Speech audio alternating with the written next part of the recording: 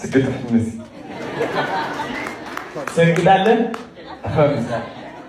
ይሰገጣል ይፈመሳል ነው ነገሩ። አሁን አንዲት ታሪክ ይዤላችሁ መጥቻለሁ። መቀሌ ሄጄ እያለ ማለት ነው። እንግዲህ በአካል ጋይስ አማርኛ ትንሽ ኮንተክስት ጋይስ ቻሉት። እንግዲህ እቺ የምታዩት ልጅ ማለት ነው አክበረት ትባላለች። መቀሌ ነው ያገኘዋት ማደጎ ቤት ማለት ነው። ከሸራሮ ወደ መቀሌ ሁለት ታናናሽ እህቶቿን ይዛ በእግር ነው የተጓዘችው። ውጊያው ምክንያት ማለት ነው ቤተሰቦቿ ጠፍተውባት። እቺ ልጅ ኮንፊደንሷ ላሳያችሁ ፈልጋለሁ። ኮንፊደንስሽ ምን ያህል ነው ስላት ዋክ እያደረኩኝ ላሳየ ይችላለሁ አለች። ይኸው የሚታያችሁ ከሆነ ሁላችሁም እንደምትመለከቱት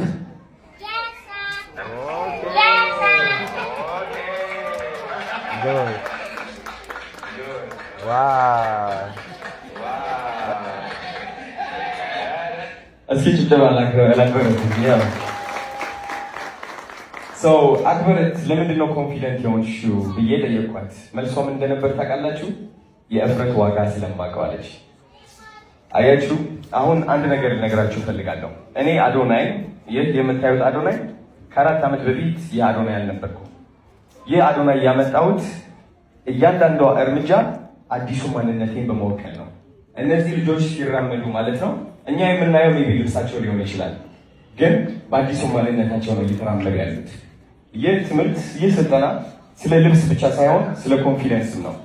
የምትፈልጉት ህይወት፣ የምትፈልጉት ደረጃ መድረስ ከፈለጋችሁ እያንዳንዷ እርምጃችሁ በአዲሱ ማንነታችሁ መሆን አለበት ማለት ነው። ከ4 ዓመት በፊት እንዴት ተራመድ እንደነበር ላሳያችሁ ወደ ውጭ ስወጣ ማለት ነው።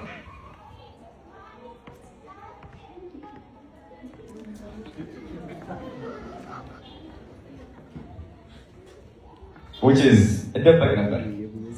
ከሰው በታች ነኝ ብዬ አስብ ነበረ። መታየት ያስፈራኝ ነበረ። ይህ ማንነት እኔን አልጠቀመኝም። ወደ ድህነት ውስጥ አስገባኝ። ሰውነቴን አበላሸው። ራሴን እንድጠላ አደረገኝ። ከሰዎች እንድርቅ አደረገኝ።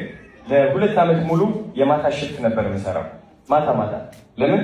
ቀን ሰው እንዲያየኝ ስለማልፈልግ አፍርና ፈራ ነበረ። አሁን ደግሞ ስግጥ ብዬ ታባቱ አዲሱ ማንነቴን ገነባሁት ማለት ነው። ህይወታችን የእኛ መስታወት ነው። እኛ የሆነውን እቺ ህይወት ታሳየናለች። መድረስ የምንፈልገው ደረጃ ካለ መጣር፣ መልፋት ወይም ደግሞ ይሄ ላብ በላብ መሆን ሳይሆን እምነታችንና ለራሳችን ያለን አመለካከት መቀየር ነው።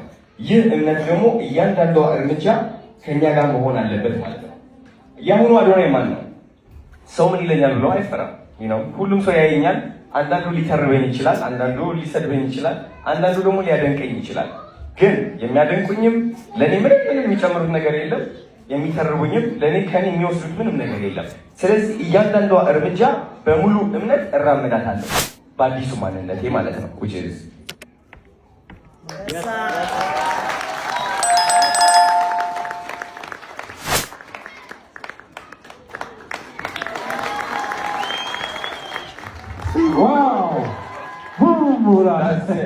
ኦውን ማድረግ አለባችሁ። ሰው ሊተርባችሁ ይችላል፣ ግን አዲሱ ህይወታችሁ የምታመጡት እያንዳንዷ እርምጃ በአዲሱ እምነታችሁ፣ በአዲሱ በረከታችሁ መሆን አለበት። ሰው ይተርባችሁ፣ who cares? ምን ያመጣሉ? ምንም። እግዚአብሔራችሁን ትይዛላችሁ፣ እዚህ ላይ ዓላማችሁን እዚህ ላይ ትይዛላችሁ፣ እርምጃችሁ ከዛ ታራምዳላችሁ ማለት ነው።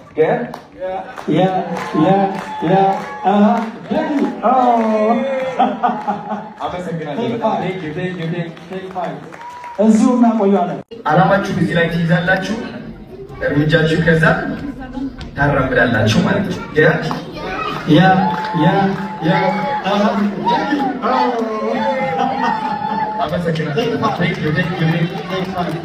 እዚሁ እናቆያለን። እርምጃውን ሲያወጣ ነበር። ምናልባት የፐርሰናል ዴቨሎፕመንት ትሬነሮች ላይ ብትሰሙ ሰው አለ ይራመድ እንደነበር ላሳያችሁ ወደ ውጭ ስወጣ ማለት ነው።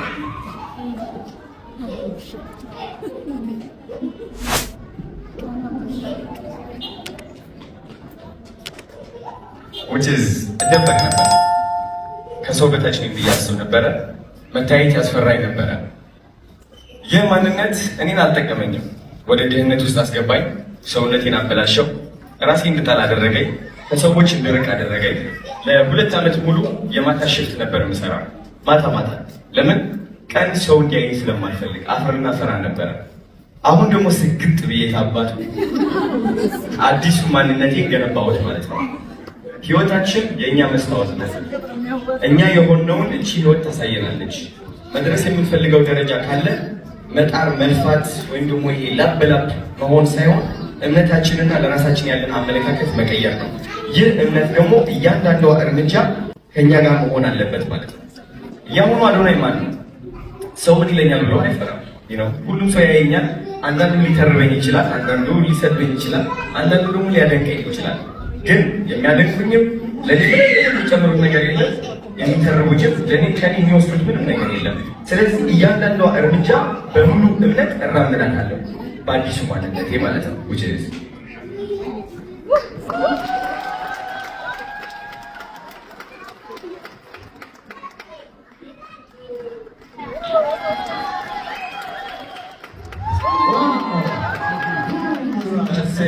ኦውን ማድረግ አለባችሁ።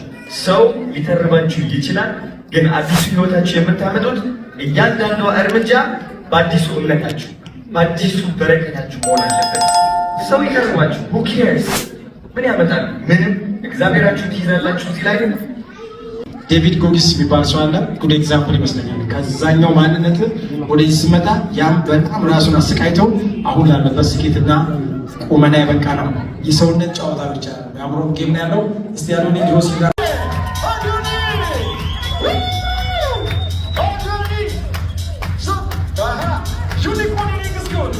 ለአምስተኛ ዙር በአዲስ አበባ እንደዚሁም ደግሞ በሞጆ በደብረ ዘይት በአዳማ በአዲስ አበባ ለ12ኛ ዙር አሰልጥኖ እያስመረቀ ይገኛል አዶኒ።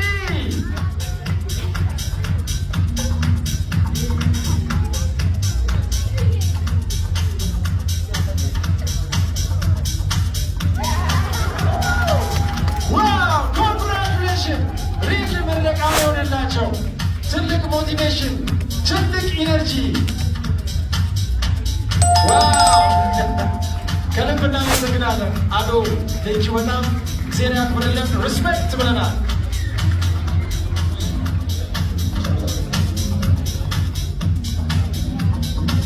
ቴንኪው አክብሩልን።